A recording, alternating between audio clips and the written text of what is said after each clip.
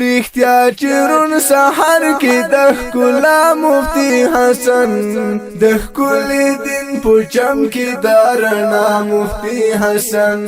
د ښکلي دین په چم کې د رڼا مفتی حسن. اوس تاسو پام راړوم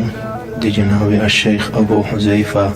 وعالمنا وینا ته. غیرتونو نمونه دا حافظ شي تر بادا علوم سرمایا دا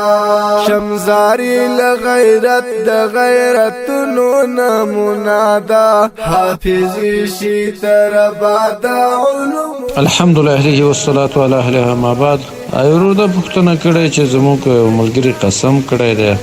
او چې دا کار به نه کوم بیا دا کار کړی دی نو دې پر څه حکم دی. نو که سړی د ورور په جواب کې باید وایم که سړی قسم وکړي یو غلط کار نه چې دا به بیا نه کوم نو نه دی کوي. کوشش دی وکړه چې دغه قسم ورنه مات نشي او که چیرې داسې قسم کړی وه چې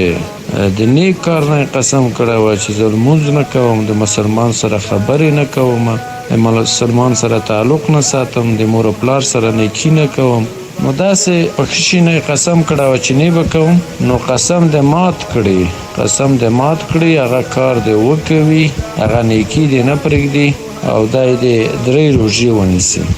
نو 3 روژې که وسوه 3 روژې دې ونیسي که هغه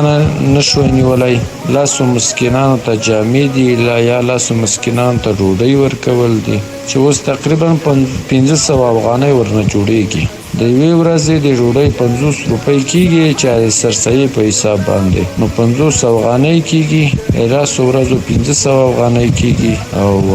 دغه کفاره ده دا به یوه کس ته نه ورکوي بیلو بیلو کسانو ته به یې ورکوي او که نیت دا وه چې د یوه کس ته یې ورکم دغې ته به بیا روزانه 50 ورکوي او دا یې طریقه د قسم نه د خلاصېدو ده. والسلام علیکم ورحمة الله وبرکاته. ستاسو د دیني پوښتنې جوابونکی مناظر اسلام الشیخ ابو حذیفه مفتی محمد حسن دیوبندي حفظه الله. یو پیغام د داسې د عینا لوګی شم گزار هر وهابي ته په والله مفتی حسن د ښکلي دین په چم کې د رڼا مفتی حسن رښتیا چرون سحر کې د ښکلا مفتی حسن د ښکلي دین په چم کې د رڼا مفتی حسن